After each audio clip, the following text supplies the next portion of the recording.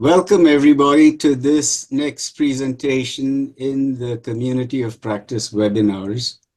The Risk-Informed Performance-Based Principles and Policy Committee, RP3C, of ANS has been putting on these events for the past 3 years.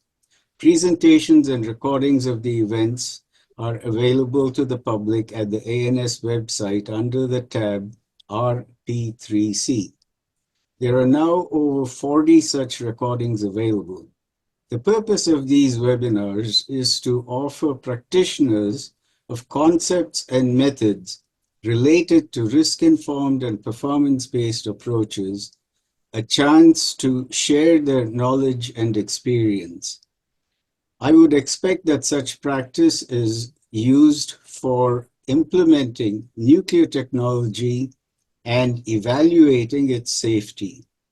The purpose of RP3C is to help modernize ANS standards. The Nuclear Energy Innovation and Modernization Act of 2019 associated modernization with application of risk-informed and performance-based approaches. Congress reiterated and reinforced this idea to achieve effective regulation and oversight of nuclear technology this year under the Advanced Act. There is growing realization within the nuclear community that conventional, prescriptive, and deterministic approaches are not going to support increasing use of nuclear technology to play its rightful role for the benefit of society. Socializing alternative approaches could drive changes in industry and regulatory practices. ANS offers the COP files on its website to serve as a knowledge repository of the experience from a wide range of practitioners in the field. We hope that more people will use this knowledge base to speed up needed changes in the state of the art as well as the state of practice. These events are generally scheduled for the last Friday of this month. And as Pat said, for this year, this is going to be the final one. I'd like to welcome today's presenter, Steve Krahn, and his team. Steve is the current chair of RP3C. I'll let Steve introduce himself, his team, and the presentation next. Steve? Okay, thank you, Prasad.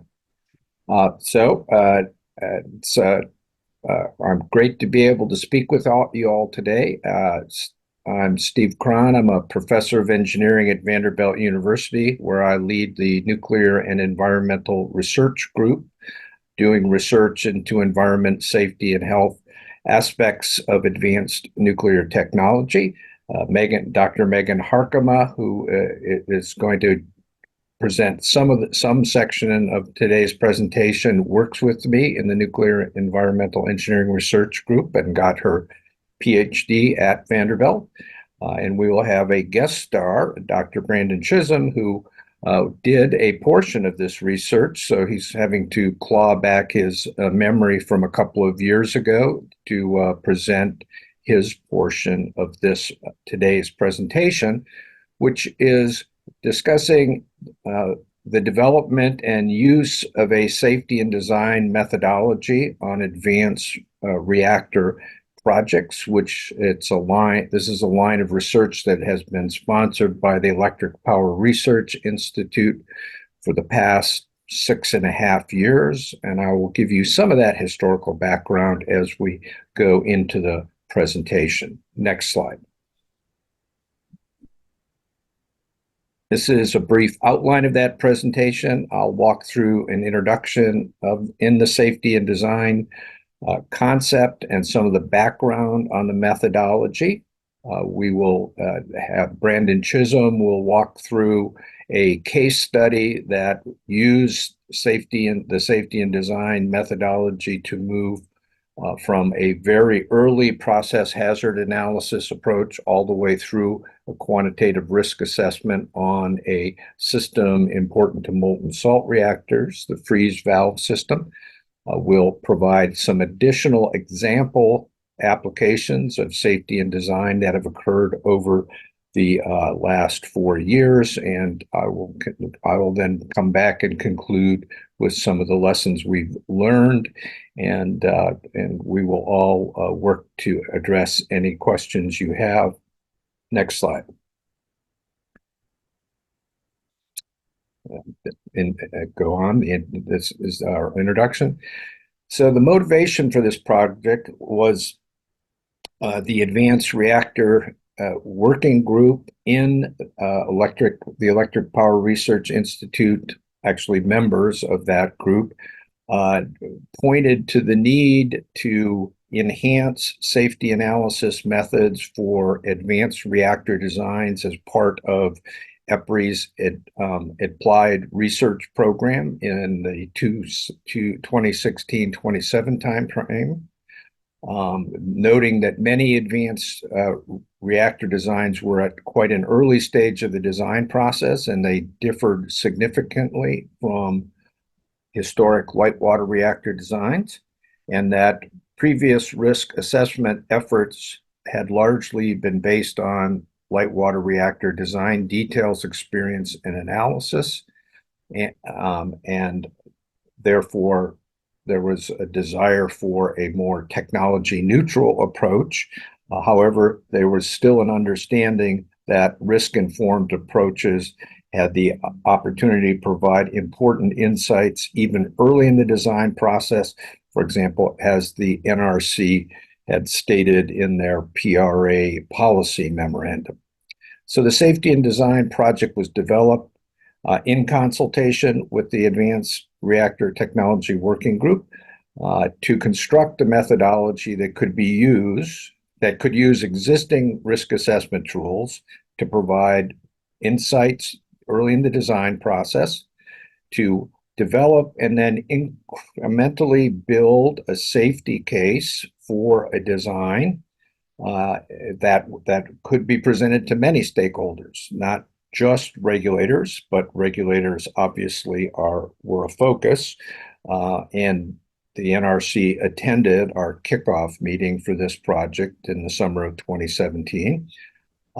But also investors are interested in the safety case for a given potential design. And then to place these various process hazard assessment and qualitative risk assessment methods in the flow path towards more quantitative risk assessment tools as a reactor design matures and the safety analysis itself matures.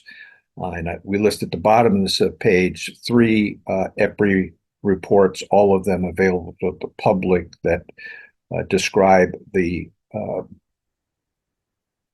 flow of this project over those about first 4 to 5 years. Next slide.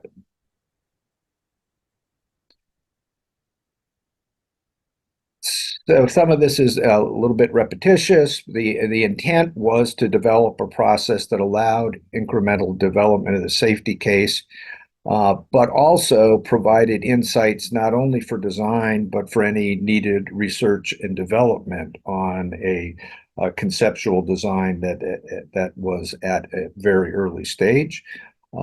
It was intended that it would support efficient design, iteration and improvement, and enhance early regulatory engagement as was being platformed at the time by the NRC.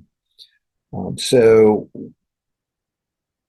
we did literature review and safety analysis, document review to determine process hazard analysis methods that had the potential to contribute to these early stage safety analysis efforts, with the intent of demonstrating a safety analysis approach that could be efficiently integrated into the early stages of design.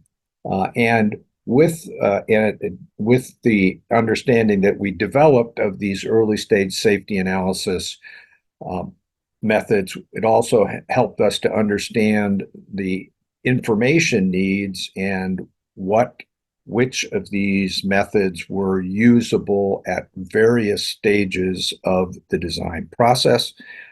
And we believed and demonstrated we integrated this with the industry's licensing modernization project that the safety and design process could in fact support risk-informed and performance-based licensing interaction efforts. Next slide. So we'll go on and discuss a little bit more of the background. One of the major challenges that we had early in the process was working with our industry partners and also with our research partner, the John Garrick Risk Institute at UCLA, to try to place in a notional sequence the assessments that were part of these early stage safety analysis methods. And so this flow sheet was developed to give an idea of where various safety analysis methods could fit within a overall approach that could, in the end, lead to a probabilistic risk assessment, as you can see on the right-hand side in the middle. This was a concept and a flow that we continuously updated. It was briefed to probabilistic risk assessment professionals at the NRC, and one of the comments that the staff gave was in the very lower left-hand corner of this diagram, you'll see operating experience and analysis of stylized accidents. That was a direct comment that we got from the NRC staff that indicated that the role that they believed that played, and the fact that they thought it was an important initial step to early stage safety analyses for advanced reactors. Next slide. I thought that was Pat's screen. It's mine. Anyway, so process hazard analysis is not one thing, but it's a set of systematic techniques structured to identify potential hazards and operability problems as part of the design process. So that's an important part of this as well, that it is something that also looks at whether important operational functions are being met. And so those two concepts, both whether you're going to have an efficient reactor and when you're going to have a safe reactor, whether you're going to have a safe reactor, can move forward in parallel. Most PHA methods that we identified and described in our reports have their major focus on two of the three questions in the very familiar risk triplet: what can go wrong and what are the consequences. Only a handful of the methods take a qualitative look at how likely a given upset is. So under benefits, it was anticipated to be a powerful tool for the early stages of design, providing feedback into the design at stages where it could be more easily incorporated and incorporated in a less costly manner. And these tools are adaptable and amenable to iteration with increasing detail. So it's increasing when you have increasing detail of the design and doing increasingly detailed assessments, as the flow chart on the earlier slide showed. In integrating this effort with the licensing modernization project and also with the latter stages of the finalization of the non-LWR probabilistic risk assessment, we were successful in getting this concept integrated into that process by participating in the licensing modernization project. We were able to get methods, example methods incorporated into NEI 1804 as it was submitted, and those example methods are also highlighted in Reg Guide 1233, which reviewed NEI 1804 for endorsement. The Department of Energy has a specific standard on the integration of safety into the design process. We were very cognizant of that and used insights in that from that standard to help us mold the safety and design process.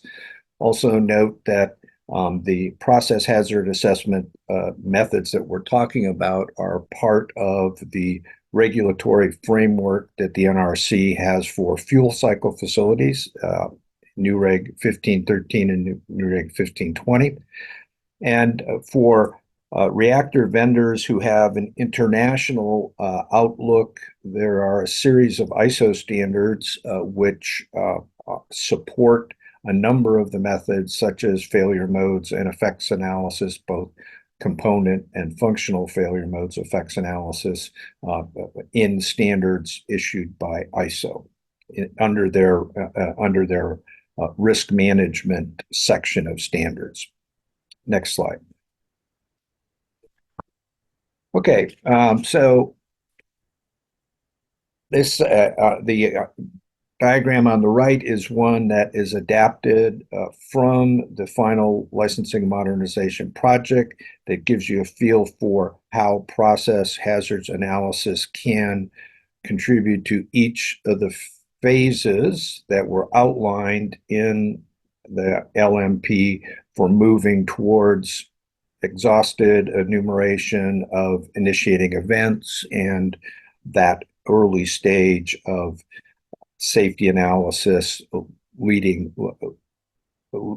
to probabilistic risk assessment. It also points out where you can start to incorporate the identification of potential initiating events, as discussed as we got the feedback from the Nuclear Regulatory Commission staff. But it also emphasizes that just looking at accidents that have been evaluated in the past for a given reactor system does not necessarily replace a systemic hazard identification that can be provided by detailed process hazard analysis tools such as HAZOP studies, failure modes, and effects analysis. Next slide. And Megan, I'm going to hand it off to you for a couple of slides here. Thanks, Steve. And as Steve mentioned, nice to meet you all. My name is Megan Harkema. I am a research engineer here at Vanderbilt, and I have the honor today of talking to you about just what we mean when we say that the safety and design methodology is intended to be applied iteratively. But before I get into that, I want to stress one of the conclusions of our research and a number of other manuscripts on the subject, that no single PHA tool is going to be the silver bullet or optimal tool for the analysis of any and all engineered systems. Our tool selection depends on a number of factors. Some of them we have listed on the right-hand side of this slide, including the maturity of the design, as well as your pre-existing understanding of hazards and phenomena associated with the materials of construction and your facility type, as well as how do you intend to use those results. For example, do you want to move directly into quantitative evaluations, or are you looking at something where you want to use these in a semi-quantitative or qualitative manner? So this is what leads us to our sort of iterative safety case development, which is inspired and shown and indicated by this spiral diagram that you see here. So at early stages of design, when our hazards may have not been fully identified and our ability to obtain and use quantitative results are limited, we can use tools like what-if analysis or what-if checklist or hazard and operability studies to support our safety case and develop our understanding of the design before we mature into immediately fault trees and event trees and things of that nature. Now, as the design has gone through a few iterations, we can continue to correspondingly mature our understanding of the safety case for the design using progressively more complex process hazards analysis methodologies that will eventually allow us to move into a fully quantitative safety basis. Next slide. Now we are going to move on into a discussion of some of our case study research, which Brandon will be presenting for us. And more specifically, we will be describing some of the work we've done in the publicly available realm on the molten salt reactor experiment, or MSRE, which for those of you who may not have too much background on this system, was a 10 megawatt thermal experimental molten salt reactor that was operated from 1965 to 1969 at Oak Ridge National Laboratory. And it is important to ask, so why do we care about a singular reactor from the 1960s in terms of the advanced reactor design arena? And for molten salt reactors, this system is quite important because in the United States, we have not operated a molten salt reactor since that time. So the insights in terms of hazards that were both realized and postulated for this system are important to us as designers and safety analysts of modern MSRs, so that we can build on this knowledge and improve the chances of deploying some of these reactors in the near future. Next slide. And as I mentioned, Brandon will be going through the case study research in detail, but before I let him take over, I did just want to briefly mention how this case study sort of demonstrates that iterative nature of safety and design we previously discussed, and the need for tailoring your method selection to the system in question. So as you can see here, we perform different types of process hazards analyses indicated in the column headings at the top on at least 4 different subsystems in the molten salt reactor. And as you can see, we did have to tailor and vary the methods that we applied based on the nature of the system we were evaluating, as well as the amount of design detail available to us in the public arena. And next slide, and I'm handing it off to Brandon now. Okay, hello. Thank you, Megan. So yeah, just one quick note. The references that you see here, the EPRI reports, and then some of the other articles, I know we're focusing a lot on molten salt reactor technology as the example, but these methodologies, as have been expressed multiple times, are applicable to, I wouldn't say just any nuclear system, really any engineered system.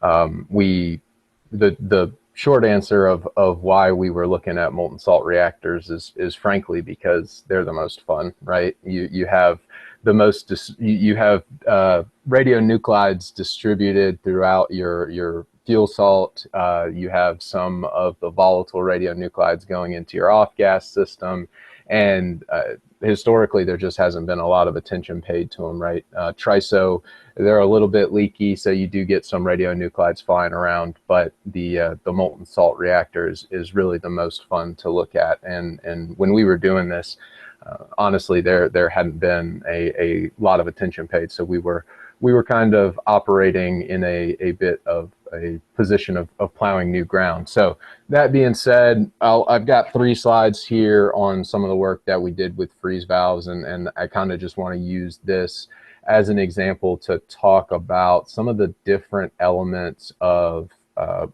how to risk inform and what risk inform means and what risk insights look like at different stages or from different tools. And a piece of that too is, I think, with this being the RP3C, right? Alongside that always comes the performance-based piece of it.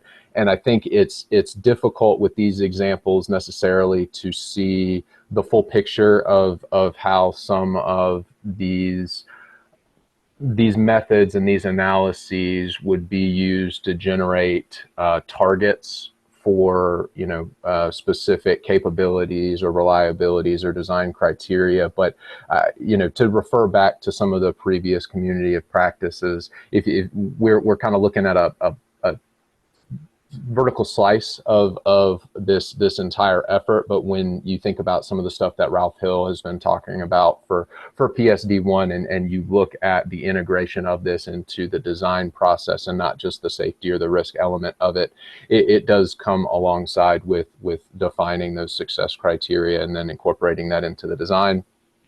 I've probably belabored this too much, so we'll get to talking about freeze valves here. Over on the left-hand side of the slide, you can see I've highlighted in orange. Anytime that you Google freeze valve, you're going to see everybody claiming that this is passive, and this actually has to do a lot with the design intent of the molten salt reactor experiment. Of course, back in the 60s, passive hadn't been defined as clearly as it is today, right?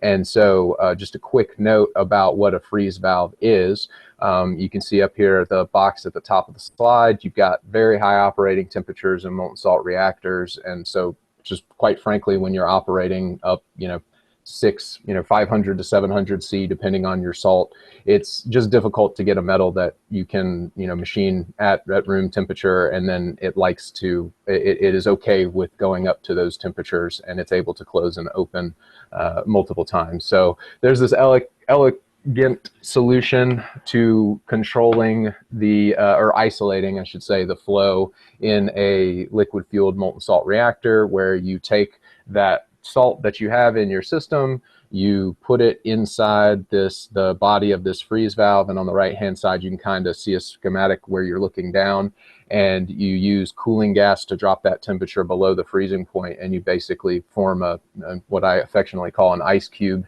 in the middle there, and your ice cube serves to hold the pressure so that you effectively have a freeze plug in the body of this freeze valve, and you don't have flow past that plug.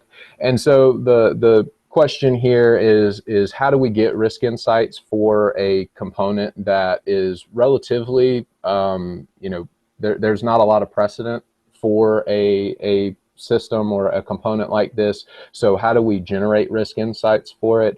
How do we understand the likelihood in qualitative sense of failure? And then how would we generate reliability or failure rates for quantitative risk assessment? So next slide, please.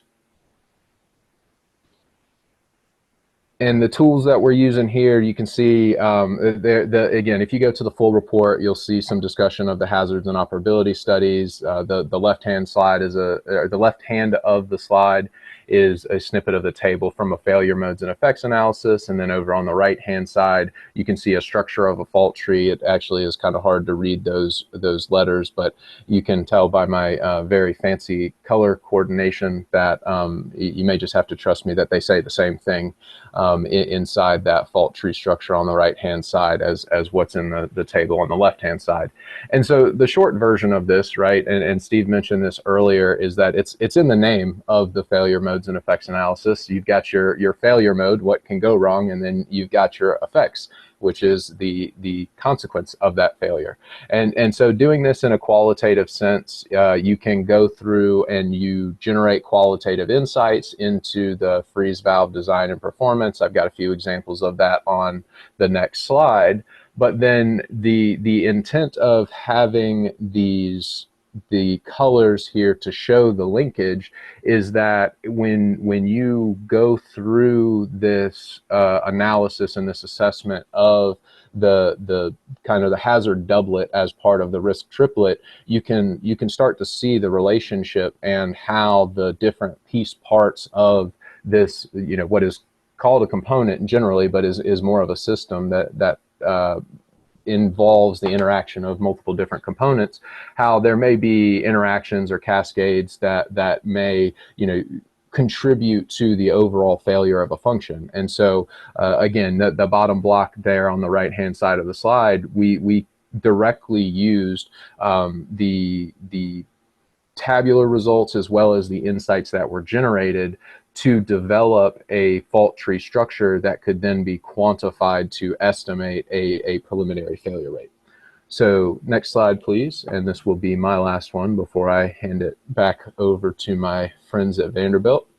So you can see on the left-hand side, we've got the insights from the process hazard analysis studies. And again, this is all qualitative. So these are our risk insights that are generated without putting any numbers down, right? We understand that there's a high qualitative likelihood that an operator there would be a failure of a component that would lead to spurious thawing. But in terms of looking at the ways that the operator would be able to observe that, diagnose it, and correct it, there was a lack of dedicated instrumentation with this particular freeze valve design, right? So there was sparse information about that specific failure, and so you see that a spurious thawing, which would in effect drain your fuel salt from your reactor out of your core, shutting down the fission reaction, but putting it into a drain tank. This is actually intentionally discussed within the design information and documentation that exists from the time, right? This was the safer position for the machine, and because this was a research reactor, putting this fuel salt out of the reactor core where it is critical, putting it in a drain tank where subcriticality is ensured by geometry, and there is passive cooling in that drain tank, was really a low cost option. But when you think about this and you say, okay, well, I'm just going to copy paste this design and use it in, for example, a commercial reactor, now you're talking about a trade-off between safety, defaulting towards the safer end state. But now every time that I have an inadvertent drain, I've got to go through the evolution of putting that back in the core before I can start generating power again. So, it goes to say that there's no free lunch, and again, going through and generating these tabular results really give a comprehensive and systematic picture of all of the choices in the design that lead to the performance of this system. And so on the right-hand side, there's some numbers there. I would say that the numbers are really more proof of concept that we were able to put in the component reliability data for the basic events. I think that when you look at some of the human reliability, there's probably room for improvement there.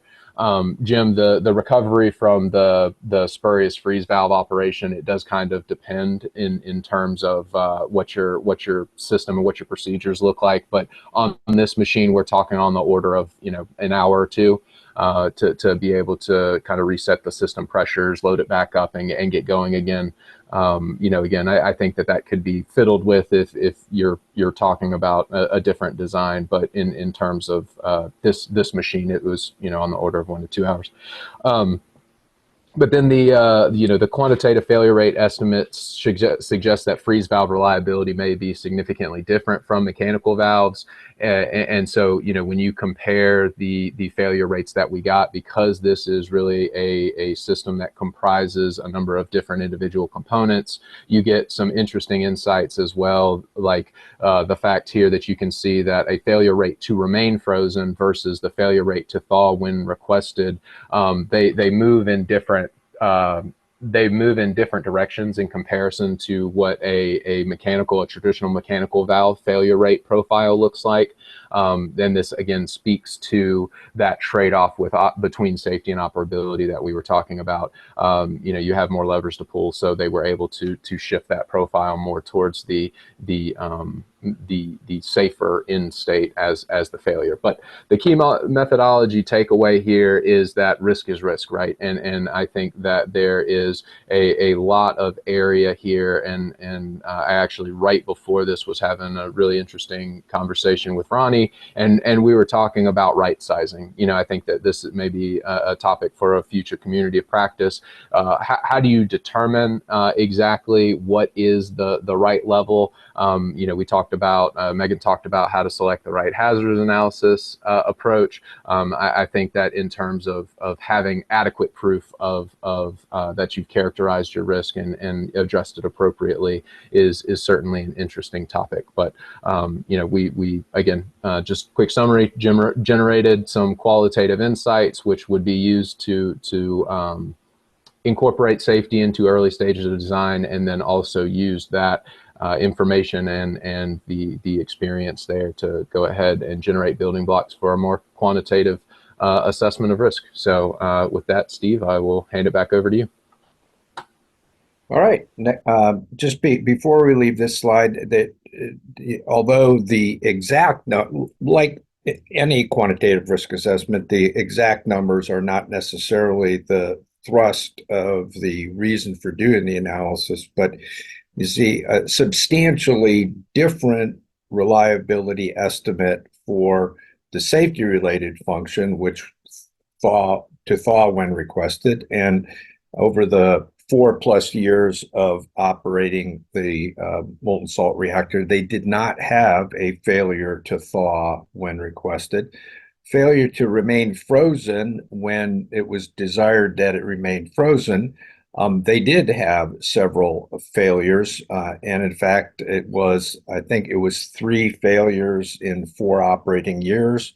So our estimate of about 0.275 per year, not that far off from the actual experience, which was less than 1 per year. Next slide.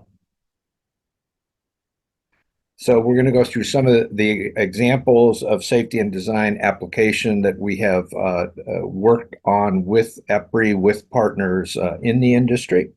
Next slide.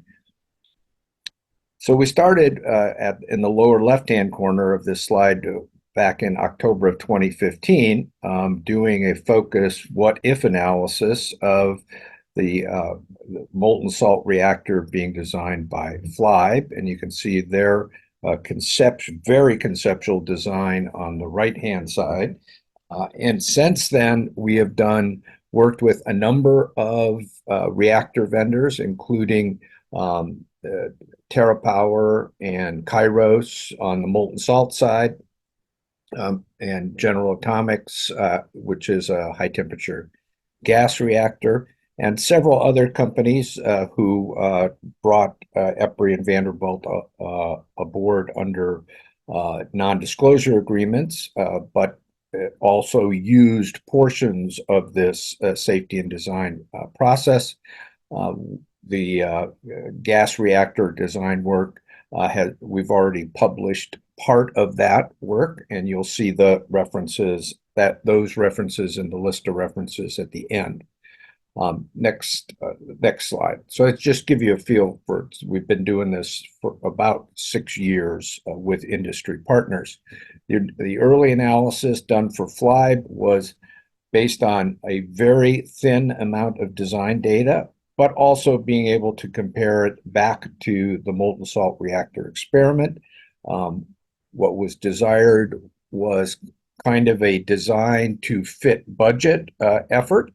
So we were able to we used one of the more rudimentary hazard assessment tools, the what-if checklist method, to look at about, I think it was 15 to 16 potential failure scenarios, and to assess their potential impacts to the operation and safety of the FLIBE molten salt reactor design. And you can see the EPRI report that documents that independent safety review of the FLIBE design in the fall of 2015. Next slide. We moved on to work with Kairos on, they had done all of their work to date on test loops that had not been with the FLIBE, which was their anticipated molten salt coolant, but those had all been done with chloride salt that were not as hazardous as the FLIBE, which the BE being beryllium has some chemical hazards not associated with other salts.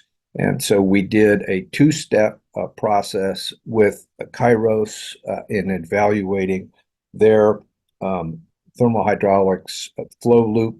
We did a hazard interaction matrix, looking at the potential interactions between the fluids associated with that system if they came into if they came into contact with each other, and we looked at on the right-hand side. So I think on the Megan, you were supposed to be doing this. Why don't you go take over on the right-hand side of the slide? Yeah, sure. So on the right-hand side of this slide is just a list of how we were able to start performing the Hazard and Operability Study, or HAZOP, for the Kairos Power Force Convection Loop 2 system. And so the first step, it may be called different things in the performance of different process hazards analysis methods, but it's to break the system into subsystems or nodes that can be easily evaluated. And so what you're seeing in this table are those nodes here. And so because of the time we had available for this project, we weren't able to evaluate each node rigorously, but for the 2 or 3 nodes that we were able to look at, we spent about a week at the Kairos Power facility in Alameda in a conference room with Kairos Power designers and safety analysts, going through the system and postulating the hazards that could be realized in their system. And we actually ended up looking at over 40 different deviations for the system. And one of the things I want to note about the performance of an analysis like this, and it is described in this EPRI report that's referenced on this slide here, is it's not the hazards itself that are oftentimes the most useful immediately upon performing a process hazards analysis, but it's frequently the action item. So what parts of your design or your safety analysis or just your quantitative or semi-quantitative analyses in general do you need to mature to sort of meet those next steps in your design phase and get where you need to go? And so that was sort of the case we realized here with the FCL2, and we were able to work with them and provide some insights to help them meet their goals in a timely fashion. Next slide. And then one of the more recent evolutions that we've been working on, and hopefully we will be finishing up by the end of this year, is working with the General Atomics Fast Modular Reactor, or FMR team. The FMR is a modular gas-cooled fast reactor, and it is one of the few designs like this in the literature, both in the US and internationally. And so we've been working with them under their ARDP project to do their safety analysis. And so this was most definitely an iterative process. We started first by performing what we called a preliminary initiating event, or PIE, literature review, where we looked through different references to just identify what hazards had already been identified by the gas-cooled reactor industry that might be relevant to the fast modular reactor. We then worked our way through some of these sort of higher level evolutions in our boxology here, including the performance of a master logic diagram, which is a top-down form of process hazards analysis, as well as the performance of both component and functional failure modes and effects analyses. And I will note that these 2 later evolutions, the MLD and the FMEAs, were performed on one specific subsystem of the FMR, and that was specifically their reactor vessel cooling system, or RVCS. And the reason for that was actually derived from our early PIE literature review, which is that the RVCS is a passive gravity-driven water-based cooling system intended for decay heat removal. And so these systems are quite sensitive to natural phenomena and the driving head that you have. And so they require a sort of a unique and still up for discussion form of safety analysis. And this is what led us to the approach that we ended up performing. And last but not least, a little plug, this has been documented in a General Atomics report that was submitted earlier this year to the NRC, and that reference in the atoms accession number can be found on this slide. Next slide. And unfortunately, I can't go into too many of the details about the MLD and FMEA yet, but I promise you those are going to be very interesting and should be out soon. But I can talk about some of the PIE results in more detail that we did over the past few years with the General Atomics team. So we ended up looking at over 100 different references, both from the US and internationally, for gas-cooled fast reactors, high-temperature gas reactors, and very high-temperature reactors, as well as supplementing that with some of the UK GCR research to go through by hand and identify all of the different initiating events or plant upsets that had been evaluated in the publicly available literature. And so, as you can see here, in total, that led us to almost over 550 unique PIEs that we were then able to categorize according to many of the same frameworks that are used for light water reactor designs. However, again, in the details, these look a little bit different than how these events or accidents would be envisioned in an LWR. And what really led us to the conclusion that we needed to look in detail at the RDCS are the accidents or the initiating events, my apologies, that you see in the green and the red boxes here. And so you see that acronym LOFC. That stands for, if you aren't familiar with the HTGR world, loss of forced cooling or loss of forced convection. And these are accidents where you're losing your or your active cooling system, and thus you're relying on, in the case of the FMR, the residual heat removal system that is passive. And so the importance of that system, based on just the number of PIEs and the percentage of PIEs we identified in the literature, really led us to honing in our safety analysis on the RVCS in the future. Next slide. Okay, and I am handing it back to Steve to finish up here. Okay, next slide.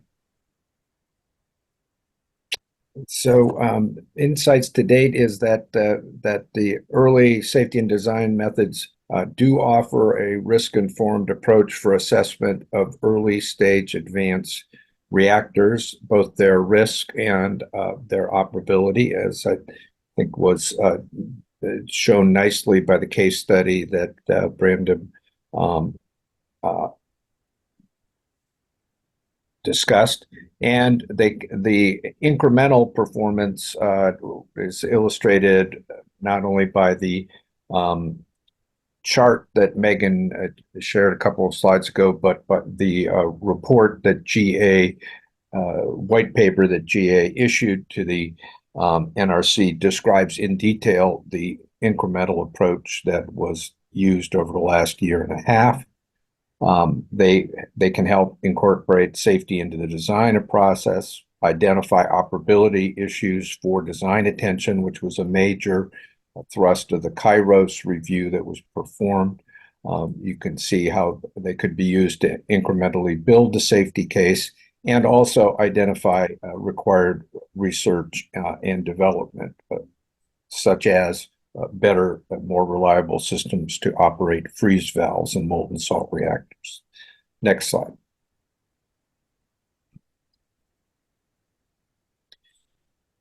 So it also points out that the iterations should be planned parts of the safety analysis, and where you are in your design can help you understand how often those iterations should be conducted, possibly what would trigger a for-cause reappraisal, such as design changes, the progression of tools that you plan to use. And I think the GA report has a good discussion on this. And then assuring that your safety and design expectations align with both the stages in the design process and the technology maturation of your design. Next slide. So we want to thank the folks that have both helped us platform the safety and design, and those that have also financially supported us: Kairos Power, General Atomics, Fly. We got great support from Oak Ridge National Laboratory on access to the molten salt reactor experiment operational and safety data, sponsorship from Southern Company, and great early team members from the UCLA John Garrick Institute for Risk Sciences. Next couple of, let's just go briefly through the next few slides. I provide the NRC submittals that have been done using the safety and design process. the EPRI reports sequentially over the last 6 years, and then on to journal articles, next slide, and Megan's and Brandon's dissertation, very important to them. And the final slides are the conference presentations that we've done to put this methodology and its implementation in front of the industry. And I will stop at this point and ask Brandon if there are questions from the chat that we could address. I think one might have just rolled in. Okay, well, I think while we're waiting on some more, I do have a question. If you want to flip back to slide 10, please.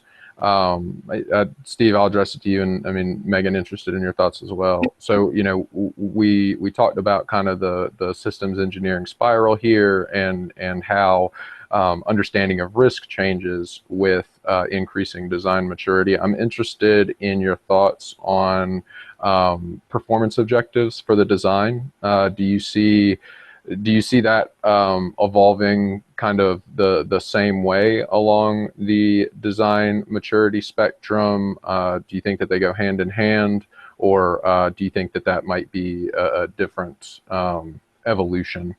No, the evolutions can be integrated in the work that we're completing for General Atomics. One of the connections that we made between the very early potential initiating event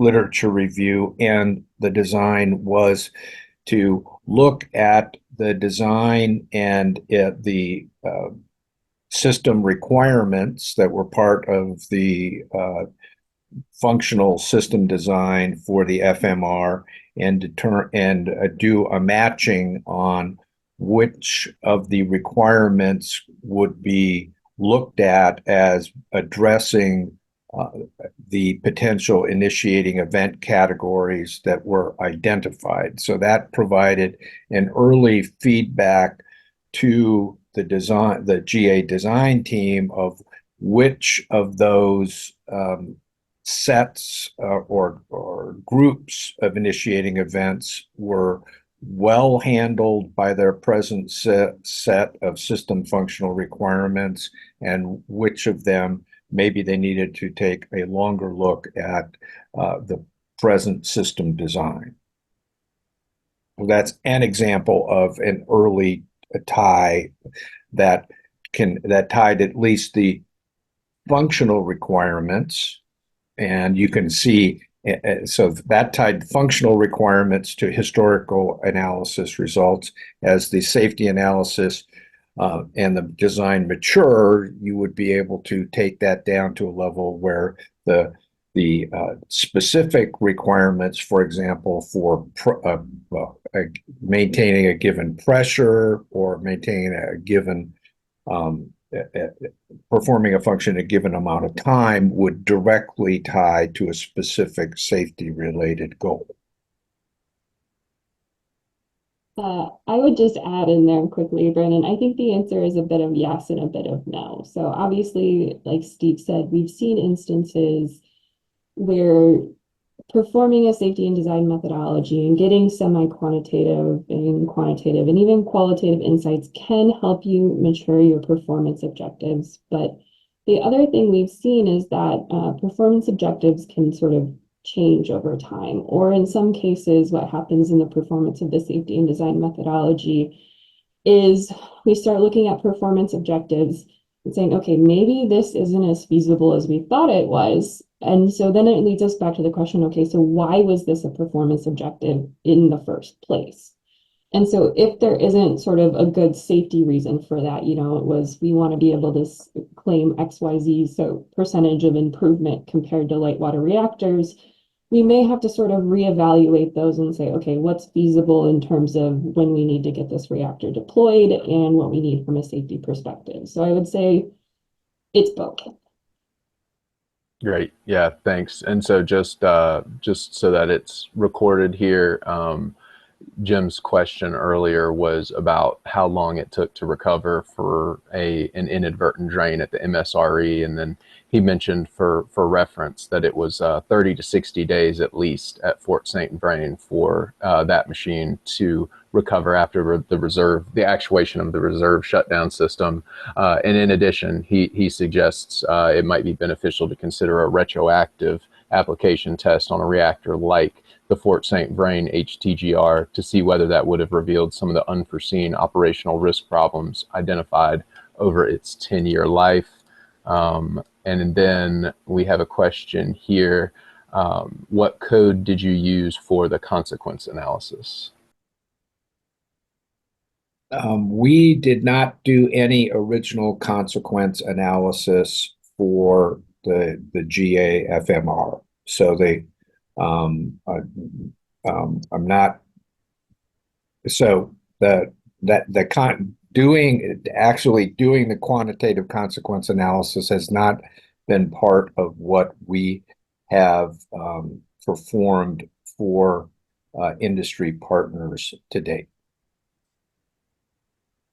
And that's what we've got in the chat. So I will hand it back over to Pat or Prasad, whoever's just quickly to answer August's question a little bit further. We did basically the 4 years of hazard assessment that we did for the molten salt reactor experiment.